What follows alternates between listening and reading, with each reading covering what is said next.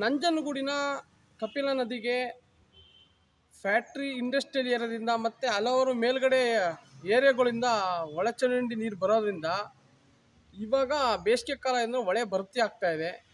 ಈ ಕಪಿಲ ನದಿಯ ಮೋರಿ ನೀರು ಬಿಡೋದ್ರಿಂದ ಬರೋ ಭಕ್ತಾದಿಗಳಿಗೆ ಚರ್ಮ ಇದಾಗ್ತಾಯಿದೆ. ಇಲ್ಲಿ ಬಂದು ಕರ್ಮ ಬಂದು ಕರ್ಮ ಸುತ್ಕೊ ಹೋಗ್ತಾ ಇದ್ದಾರೆ. ಮೋರಿಗಳ ನೀರು ಹೊಳೆಗೆ ಬರೋದ್ರಿಂದ ಇಲ್ಲಿ ಬರೋ ಭಕ್ತಾದಿಗಳು ಈ ಬೇಸಿಗೆ ಕಾಲದಿಂದ ನೀರು ಕಮ್ಮಿ ಇರ್ತದೆ. ಆ ನೀರು ಬಂದು ಮಿಕ್ಸ್ ಆಗಿ ಬರೋ ಭಕ್ತಾದಿಗಳಿಗೆ ಹೊಳೆಯಲ್ಲಿ ಸ್ನಾನ ಮಾಡೋದ್ರಿಂದ ಚರ್ಮ ರೋಗ ಬರುತ್ತೆ. ಇಲ್ಲಿ ಬಂದು ಕರ್ಮ ಕಳೆಯೋಕೆ ಹೋಗಿ ಕರ್ಮ ಸುತ್ಕೊ ಹೋಗ್ತಾರೆ. ಅದರಿಂದ ಈ ಜನಪ್ರತಿನಿಧಿಗಳು ಪ್ರತಿ ಸತಿ ಇದು ದೊಡ್ಡ ನ್ಯೂಸ್ ಆಗ್ತಿದೆ. ಮತ್ತು ಇಡೀ ಕರ್ನಾಟಕದಲ್ಲಿ ಎಲ್ಲ ದೇವಸ್ಥಾನದಲ್ಲೂ ಆದಾಯ ದೇವಸ್ಥಾನ ನಂಜನಗೂಡು ಆದಾಯ ದೇವಸ್ಥಾನ ಅದರಲ್ಲೂ ಒಂದು.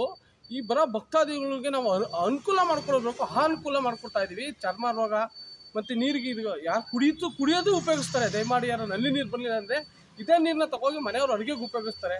ಇದರಿಂದ ಜನಪ್ರತಿನಿಧಿಗಳು ಯಾರೇ ಜನಪ್ರತಿನಿಧಿಗಳು ಆದ್ರೂ ಇದ್ರ ಬಗ್ಗೆ ಯಾವುದೇ ಕ್ರಮ ವಹಿಸದೆ ಈ ಉರಿಯ ಬಿಸಿಲಲ್ಲಿ ದಯಮಾಡಿ ನಂಜುಂಡೇಶ್ವರ ಬರೋ ಭಕ್ತಾದಿಗಳಿಗೆ ಅನುಕೂಲ ಮಾಡಿಕೊಡ್ಬೇಕು ಅಂತ ಈ ಮೂಲಕ ಕೇಳ್ಕೊತಾ ಇದ್ದೀವಿ.